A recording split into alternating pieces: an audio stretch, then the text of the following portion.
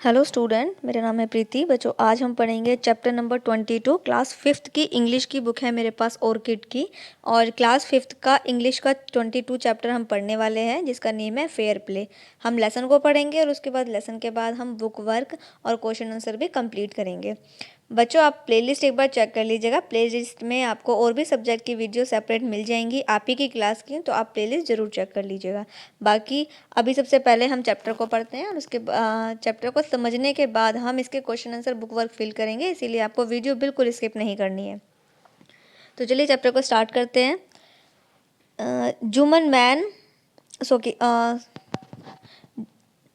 Jumman Shaikh and Algu Chaudhary. तो यहाँ पर दो फ्रेंड्स की कहानी है, दो फ्रेंड्स की स्टोरी हम पढ़ने वाले हैं। Jumman Shaikh and Algu Chaudhary were good friend. जो जुम्मन शेख है और अलगू चौधरी हैं वो दोनों बहुत ही अच्छे दोस्त हैं। So strong was their bond of friendship. वो उनकी जो दोस्ती है वो बहुत ही पक्की दोस्ती है। That when either them went away from the village the other looked after his family. जब कोई एक दोस्त गांव के बाहर किसी रिश्तेदारी में या किसी काम से बाहर चला जाता है तो जो दूसरा दोस्त है वो उसकी फैमिली की देखभाल करता है। Both were greatly respect in the village. दोनों ही एक दूसरे को बहुत ही रिस्पेक्ट करते हैं। और बोथ वर ग्रेटली रिस्पेक्टेड, दोनों ही गांव के एक बहुत ही रिस्पेक्टेड आदर्श लोग हैं। इसके बाद देखिए, Jumman had an old aunt who had sum property. जो जुम्मन की एक बूढ़ी चाची है जिनके पास प्रॉपर्टी है, यानी जिनके पास जमीन जायदाद है। This she transfer to him and the understanding that she would stay with him and he would look after her. तो उसकी जो चाची हैं, जुम्मन की जो चाची हैं, वो अपनी प्रॉपर्टी जुम्मन को देना चाहती हैं, क्योंकि वो चाहती हैं कि जुम्मन उनकी बुढ़ापे में उनकी सेवा करे, उनकी देखभाल करे, इसीलिए वो अपनी प्रॉपर्टी जुम्मन को देना चाहती हैं। ही would look after her. The arrangement worked well for a couple of years. तो ये जो सिलसिला था ये कुछ सालों तक चलता रहा। जो जुम्मन है वो अपनी चाची की देखभाल, जो उसकी बूढ़ी चाची थी उसकी देखभाल वो करता रहा। देन द सिचुएशन चेंज, और अचानक ही फिर जो हालात हैं वो बदल गए। Jumman and his family were tired of the old relatives. तो जो जुम्मन है और उसकी जो फैमिली है वो उस बूढ़ी चाची से दुखी होने लगे थे।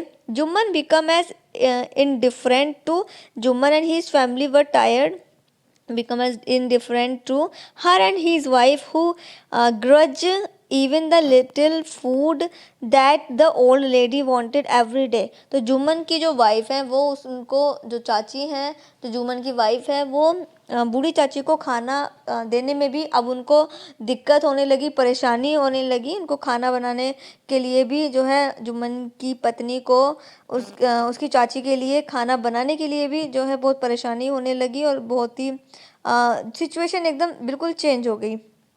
इसके बाद the old lady wanted every day little food. Okay, that the old lady wanted every day. जो ओल्ड लेडी थी जो खाना चाहती थी तो वो खाना उसको नहीं मिलता था जुम्मन के ज़रिए। She swallowed this insult along with her food for the few months.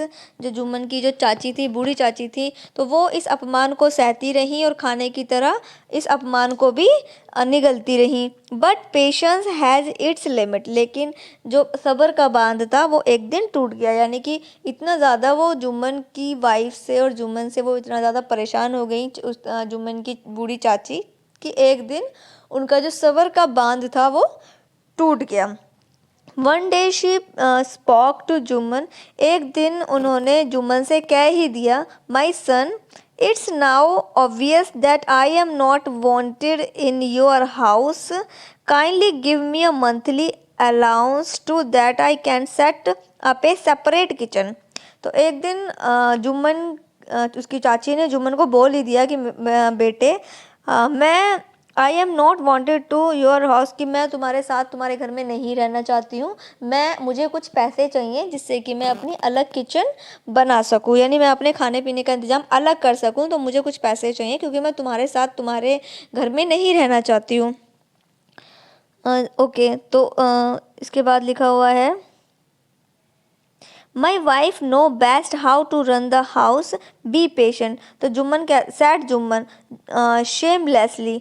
तो जुम्मन ने कहा अपनी बूढ़ी चाची से कहा कि मेरी जो पत्नी है उनको उसको घर चलाना ज़्यादा अच्छे से आता है, तो इसीलिए उसको घर चलाने दो और उसको घर चलाने दो। This made he very angry, she decided to take her case to the village panchayat. तो उसकी जो बूढ़ी चाची थी उनको ये सुनकर बहुत गुस्सा आया कि ये मुझे जो है ना तो पैसे दे रहा है मेरी किचन सेपरेट करने के लिए, और ये और कह रहा है कि इसकी जो वाइफ है वही घर चलाएंगी, वही किचन चलाएगी। तो इससे उसकी बूढ़ी चाची को गुस्सा आ गया और फिर जो बूढ़ी चाची हैं उन्होंने केस कर दिया और पंचायत बुलाने का फैसला किया। फॉर मैनी डेज, कुछ दिन में, the old lady was seen taking to the villager explaining her case and seeking their support. तो कुछ दिन में जो ओल्ड लेडी थी यानी जो बूढ़ी लेडी थी, बूढ़ी औरत थी, उसने अपना जो केस था वो गांव वालों को जाकर बताया कि मेरे साथ में क्या हो रहा है। सम सिंपैथी विद हर, तो कुछ ने तो सहानुभूति दिखाई, कुछ लोग ऐसे थे जिन्होंने सहानुभूति दिखाई। अदर लाफ्ड एट हर, और कुछ उस पर हंसे। A few other advised her to make it up with the nephew and his wife, और कुछ कहने लगे कि आप अपने जो आपका बेटा है और वो जो उसकी वाइफ है उससे समझौता कर लो, और कुछ हंस रहे थे और कह रहे थे कि आप समझौता कर लो और इसी तरीके से चुपचाप रहते रहो, और कुछ उस बूढ़ी लेडी का साथ दे रहे थे। अब देखिए नेक्स्ट पेज पर, पेज नंबर 105 पर। At last she came to Algu Chaudhary and spoke to him, और लास्ट में यानी अंत में एक अलगू चौधरी आया और जो कि बोला, यू नो चाची, Jumman is my best friend, how can I go against him, Algu said. तो जब लास्ट में अलगू चौधरी आया तो उसने कहा कि तुम जानती हो चाची कि जो जुम्मन है वो मेरा बहुत ही अच्छा दोस्त है और मैं उसके अगेंस्ट कैसे जा सकता हूँ। तो ये किसने कहा, ये अलगू चौधरी यानी जुम्मन के दोस्त ने कहा। But is it right my son to keep mum and not say what you consider just and fair. तो वहाँ पर उसकी जो दादी, वो जो बूढ़ी औरत है वो कहती है कि थोड़ा तुम्हें समझना होगा कि क्या वो जो कर रहा है वो सही है, आप तुम्हें सही का साथ देना है। प्लीज द ओल्ड लेडी ने ओल्ड लेडी ने उसको बताया, come to the panchayat and speak the truth. उसने कहा कि तुम जो है पंचायत में आओ और सच कहो। जो बूढ़ी औरत थी उसने कहा कि तुम पंचायत में आओ और तुम्हें सच बोलना है कि क्या ये सही है जो मेरे साथ में हो रहा है। Algu did not reply, Algu ने कोई भी रिप्लाई नहीं किया। But her words keeped ringing in his years, लेकिन उस बूढ़ी औरत के जो शब्द थे वो अलगू की कानों में गूंजते रहे। The panchayat was held the same evening under an old banyan tree. तो जो पंचायत थी वो एक बैनियन ट्री यानी बरगद के पेड़ के नीचे बिठाई गई, शाम को बरगद के पेड़ के नीचे बिठाई गई। Jumman stood up and sad, Jumman उठा और खड़ा हुआ। The voice in the panchayat in the voice of God. तो जुम्मन ने कहा कि जो पंचायत की आवाज़ है, जो पंचायत का फैसला होगा, मैं उसी को ही भगवान का फैसला मानूंगा। Let my on dominate the head of the panchayat, I will abide my her decision. तो जुम्मन ने कहा कि मेरी जो चाची हैं, मेरी जो बूढ़ी चाची हैं, उन्होंने जो है पंचायत बुलाई है, तो जो भी डिसीजन होगा मैं उसे भगवान का, ईश्वर का फैसला मानकर स्वीकार करूंगा। The panchayat know neither friends nor enemy, what do you say about Algu Chaudhary, the old lady announce. तो ओल्ड लेडी यानी उस बूढ़ी औरत ने कहा कि पंचायत वाले सभी जानते थे कि जो अलगू चौधरी है ना तो वो फ्रेंड है और ना ही वो एनिमी है। तो ये किसने कहा, ओल्ड लेडी ने कहा। ओल्ड लेडी ने बताया। Fine, replied Jumman hiding his joy over his unexpected piece of luck. तो जुम्मन बहुत ही खुश हुआ और वो खड़ा हुआ और उसने गुड लक बोला, यानी कि जुम्मन जानता था कि जो मेरा दोस्त है अगर ये फैसला सुनाएगा तो ये मेरे ही फेवर में सुनाएगा, क्योंकि वो मेरा दोस्त है तो वो मेरे फेवर में फैसला करेगा। और ये सारा ये जो फैसला था ये किसके हाथ में था, ये अलगू चौधरी के हाथ में था, उसी को ही फैसला सुनाना था। Chachi, you are aware to my friendship with Jumman, said Algu. तो अलगू ने कहा कि चाची तुम जानती हो कि जुम्मन से मेरी अच्छी बातचीत है, मेरी अच्छी फ्रेंडशिप है। I know that replied the aunt.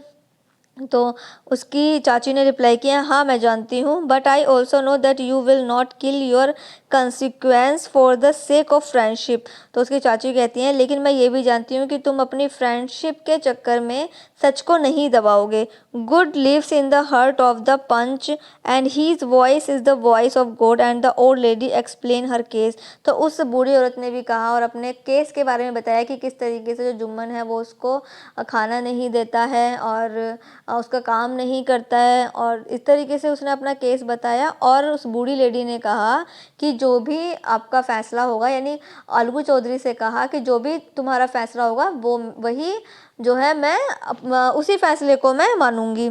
Jumman said Algu, Jumman ने अलगू से कहा, you and I are old friend, कि तुम और मैं एक पुराने दोस्त हैं। Your aunt is a dear to me as you are.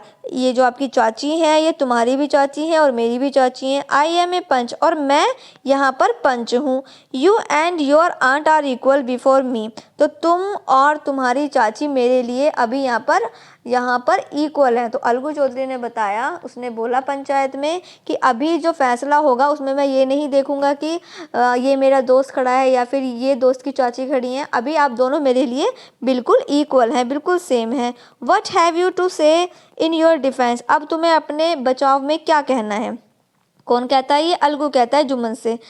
There years 3 years एगो, तो वो बताता है कि 3 साल पहले, बिगिन जुम्मन बताता है कि 3 साल पहले my aunt transferred her property to me, कि उस जो मेरी आंट थी यानी कि मेरी जो चाची है, ये बूढ़ी चाची है, इन्होंने जो प्रॉपर्टी है वो मुझे ट्रांसफ़र कर दी है।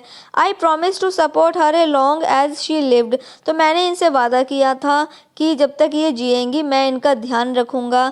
आई have done all I could.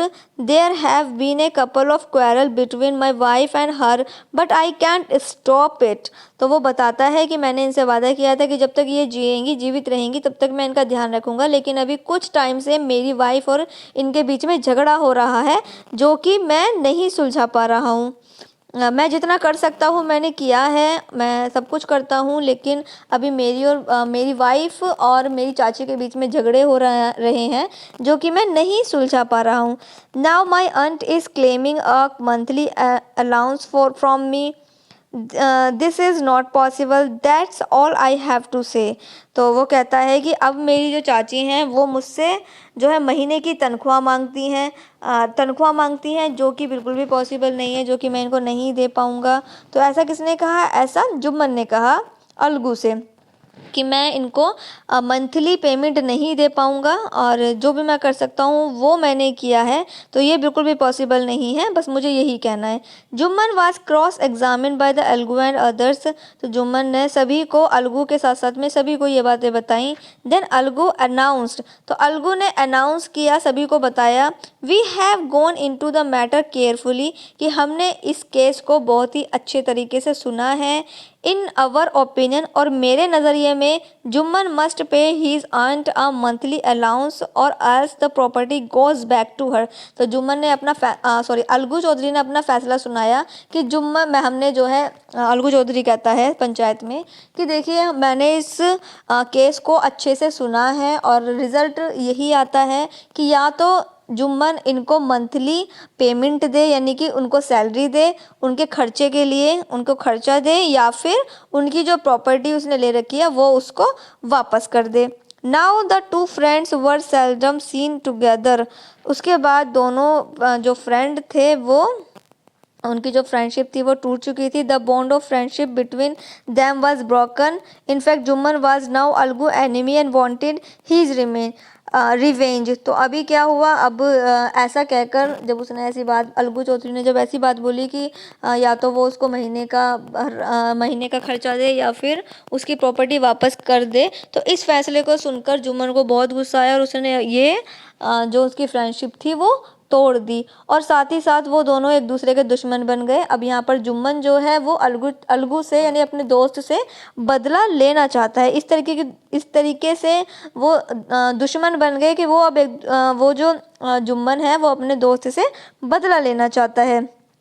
Days passed and as ill luck would have it, तो बहुत कुछ टाइम बीतता चला गया। Algu Chaudhary found himself in the tight spot, तो जो अलगू चौधरी था वो वो जो है वो एक कठिन दौर से गुजर रहा था।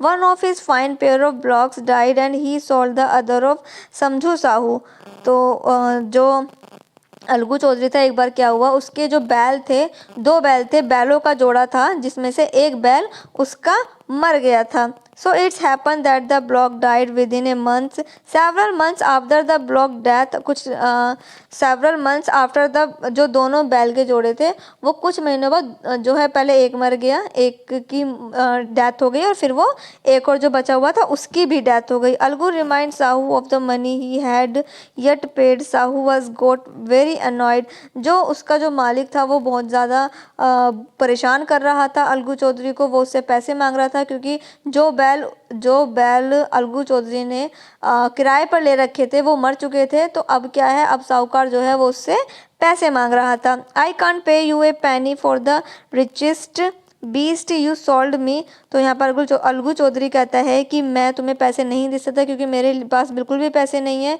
He bought us nothing but run, मैं आपको कुछ भी नहीं दे सकता हूँ। आई हैव ए ब्लॉग, मेरे पास बैल थे, use for it month and then return it to me. I can pay you no money for the dead bullock, he said angrily, तो अलगू चौधरी जो है सॉरी वो जो साहूकार है वो कहता है कि या तो तुम मेरे बैल मुझे वापस दो या फिर मुझे पैसा दो। Algu decide to refer the case to the panchayat, अब जो है अलगू चौधरी ने डिसाइड किया, अलगू चौधरी ने उस पर केस करने का डिसाइड किया और पंचायत बुलाई गई। For a second time in a few months preparing for the holding of panchayat were made and both parties starting meeting people seeking their support. अब अलगू चौधरी के साथ भी ऐसा ही हुआ कि अब इस बार अलगू ने पंचायत बुलाई थी, और उस गाँव में ये दूसरी पंचायत थी कुछ ही महीनों के अंदर। इसके बाद देखिए नेक्स्ट पेज पर 106 पर, इन द पंचायत यानी पंचायत में, Algu stood up and said, Algu खड़ा हुआ और कहा, the voice of the panchayat is the voice of God, तो अलगू ने कहा कि जो पंचायत का फैसला होगा वही ईश्वर का फैसला होगा और उसी फैसले को मैं मानूंगा। Let Sahu nominate the head panch, अब जो साहू था उसको हेड को चुनना था कि कौन पंचायत का हेड बनेगा। I will abide my his decision, Sahu so the chance of proposed the name of Jumman, तो साहू ने क्या किया, साहू ने जुम्मन का नाम सजेस्ट कर दिया, क्योंकि कहीं ना कहीं साहू को भी पता था कि जो जुम्मन है वो उससे बदला लेना चाहता है, तो कहीं ना कहीं जो फैसला होगा वो मेरे फेवर में होगा, और क्योंकि वो अलगू का दुश्मन है तो इसीलिए वो अलगू के फेवर में तो फैसला नहीं करेगा, इसीलिए साहू ने उसको सजेस्ट किया, इसलिए साहू ने जुम्मन को सजेस्ट किया। इसके बाद देखिए, Sahu saw his chance and propose the name of Jumman, Algu heart sank and turn pale, but what could he do, लेकिन वो क्या कर सकता था, अलगू क्या कर सकता था। The moment Jumman become the head panch, तो उस टाइम पर जुम्मन को हेड बनाया गया पंच का। He realise his responsibility as the जज as the dignity of his office, तो उसको रियलाइज़ हुआ अपनी रिस्पॉन्सिबिलिटी का, जैसे ही वो पंच बना तो जुम्मन को रियलाइज़ हुआ अपनी रिस्पॉन्सिबिलिटी का, अपनी जिम्मेदारी का। Could he seated the high place, क्योंकि वो इस टाइम ऊंची जगह पर बैठा था। हैव टू रिवेंज नाउ, अब वो अपना बदला ले सकता था। ही थॉट एंड थॉट, उसने बहुत सोचा।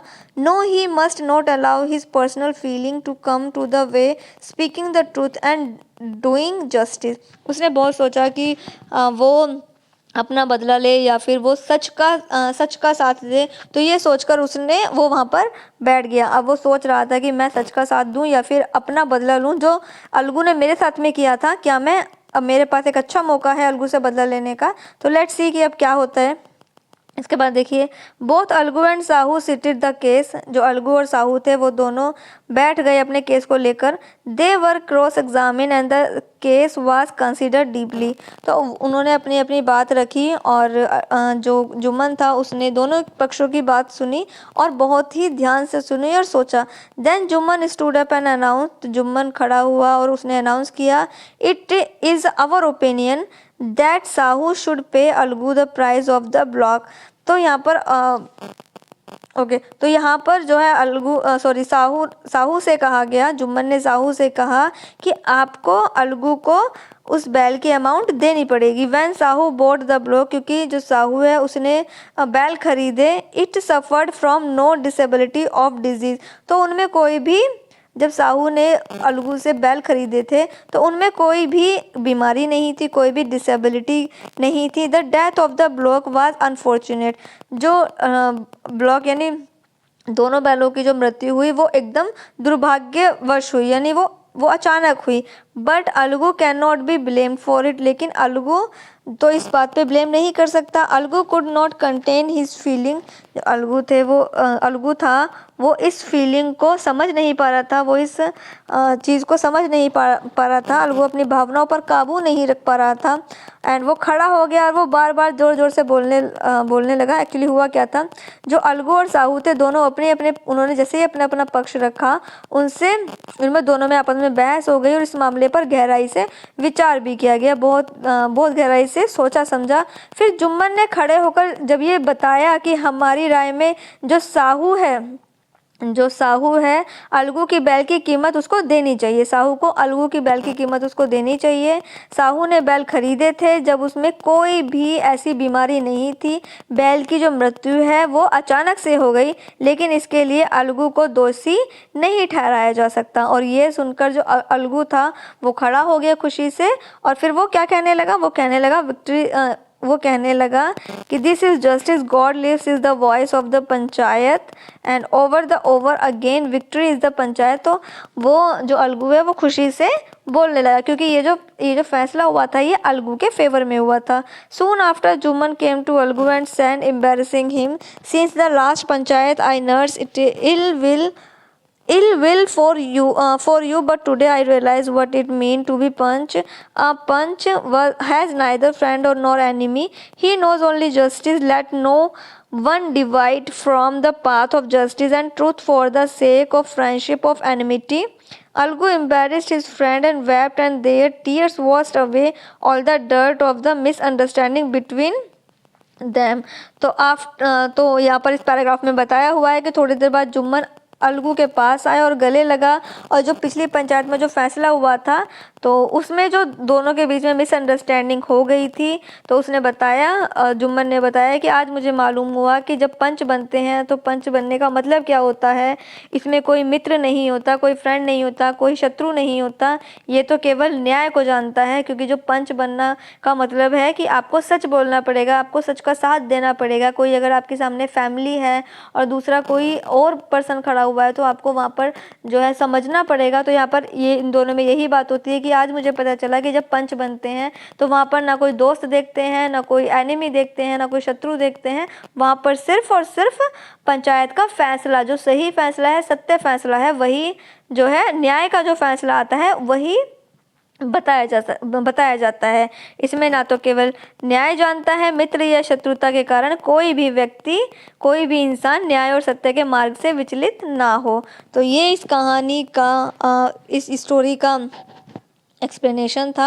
बच्चों, एक्सप्लेनेशन आपको समझ में आ गया होगा किस तरीके से दोनों फ्रेंड्स के बीच में मिसअंडरस्टैंडिंग हो जाती है, किस तरीके से वो दोनों दोस्त बन जाते हैं। लेकिन एक एक बार दोनों को मौका मिलता है पंच बनने का, जज बनने का, अपने फैसले सुनाने का, और दोनों ही वो बिल्कुल सही फैसला लेते हैं। सामने उनका फ्रेंड होता है, एक बार उसका फ्रेंड होता है, शुरुआत में अलगू खड़ा होता है जो कि शुरुआत में जुम्मन खड़ा होता है जो कि अलगू का फ्रेंड होता है, उसके बाद फिर अलगू खड़ा होता है जो जुम्मन का फ्रेंड होता है। तो किस तरीके से उन्होंने सही फैसला दोनों ने लिया, तो किस तरीके से जो है पंचायत में उन्होंने सही का साथ दिया, सही फैसला लिया, तो यही इस स्टोरी में बताया गया है।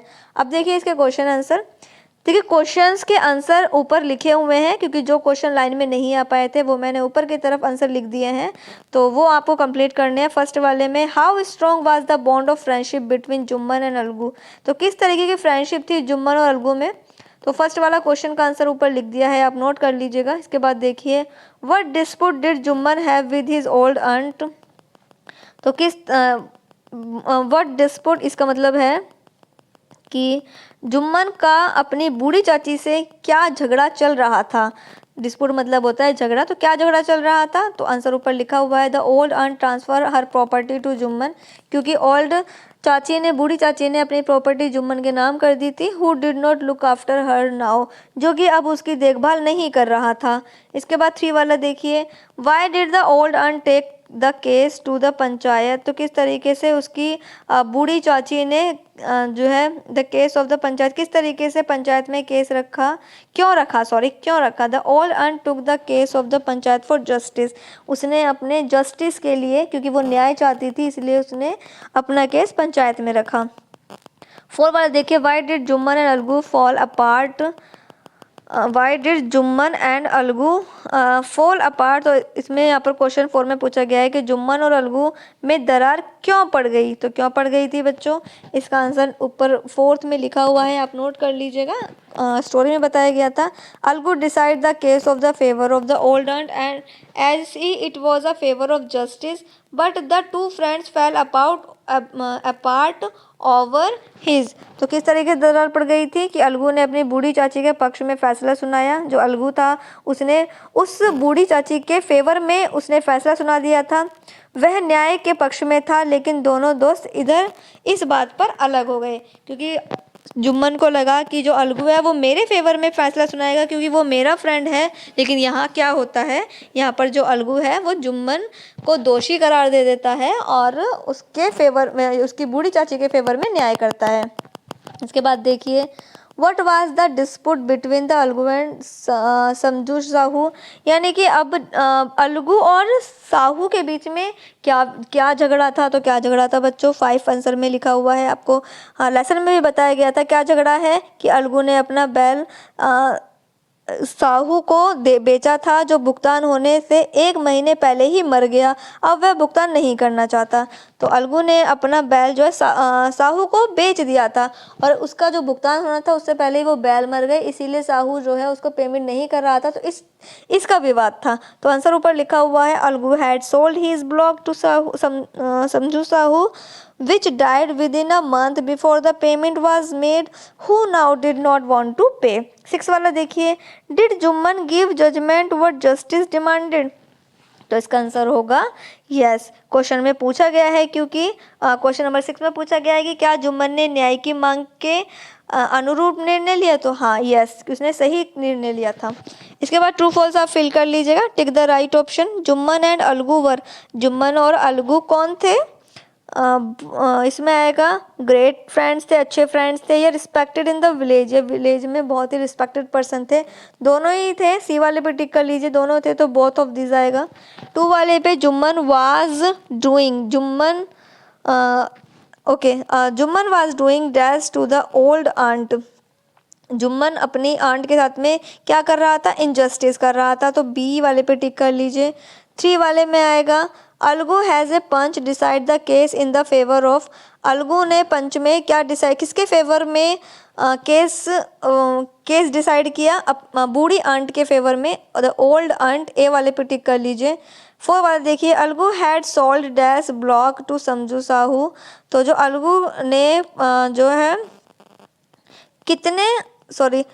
Algu had sold bullocks to Samjhu Sahu, तो कितने जोड़े बेचे थे समझू साहू को, तो 1, तो ए वाले पे टिक कर लीजिए। इसके बाद देखिए 5 वाला, Jumman decide the case in the favour of Algu because, Jumman ने डिसाइड किया किसके, अलगू के फेवर में, जस्टिस डिमांडेड इट, तो बी वाले पे टिक कर लीजिए। इसके बाद देखिए, write the meaning of the following 3 words which have been use to the story. अब देखिए जो डी वाला है इसका आंसर मैंने नीचे लिख दिया है, आप यहाँ से फिल कर लीजिएगा, क्योंकि इसमें क्या करना है, हमें मीनिंग लिखने हैं। ये जो 3 वर्ड्स लिखे हुए हैं इसके मीनिंग हमें लिखने हैं स्टोरी से, तो डी वाला का आंसर मैंने नीचे लिख दिया है ब्लू हाईलाइट में, वहाँ से फिल कर लीजिए। इसी का देखिए नीचे वाला, द वर्ड चाची also signifies the wife of father brother, तो देखिए इसमें क्या करना है। अब देखिए चाची कौन होती हैं, तो चाची कौन होती हैं, ये सिग्निफाई करती हैं फादर के भाई की वाइफ को, वही तो चाची होती हैं। तो इसी तरीके से आपको ये और भी रिलेशन लिखे हुए हैं, तो आपको इसी तरीके से बनाने हैं। तो इसका भी मैंने कंप्लीट कर दिया है, नीचे की तरफ लिख दिया है, तो पर्पल हाईलाइट में है, आप यहाँ से कंप्लीट कर लीजिएगा। इसके बाद देखिए ई वाला, write a letter to your friend inviting him to attend your birthday party. आप किस तरीके से अपने फ्रेंड्स को इनवाइट करेंगे और बर्थडे पार्टी का जो लेटर लिखेंगे इनवाइट करने के लिए अपने फ्रेंड्स को, तो मैंने यहाँ पर नोट कर दिया है, आप भी नोट कर लीजिएगा। इसके बाद देखिए नेक्स्ट पेज पर, page number 109, look at the picture and fill the suitable preposition. देखिए आपको प्रपोजिशन फिल करनी है तो ये भी आप कंप्लीट कर लीजिएगा।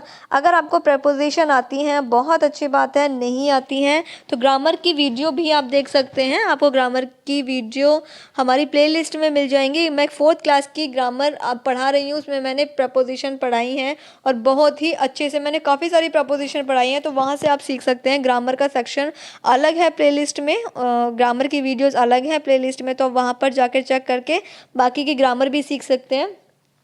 बच्चों यहाँ पर चैप्टर ये कंप्लीट हो गया है। नेक्स्ट वीडियो में हम नेक्स्ट चैप्टर पढ़ेंगे, इसका एक चैप्टर और रह गया है, इसके बाद ये कंप्लीट हो जाएगा। तो यहाँ पर चैप्टर नंबर 22 कंप्लीट हो गया है बच्चों। और अगर आपको वीडियो का एक्सप्लेनेशन समझ में आया हो तो एक लाइक ज़रूर कर दीजिएगा और चैनल को और भी बच्चों को शेयर कर दीजिएगा, जिससे और बच्चे भी स्टडी अपनी अच्छे से कर पाएँ, लेसन को समझ पाएँ और बुक वर्क क्वेश्चन आंसर भी कंप्लीट कर पाएँ। Thank you.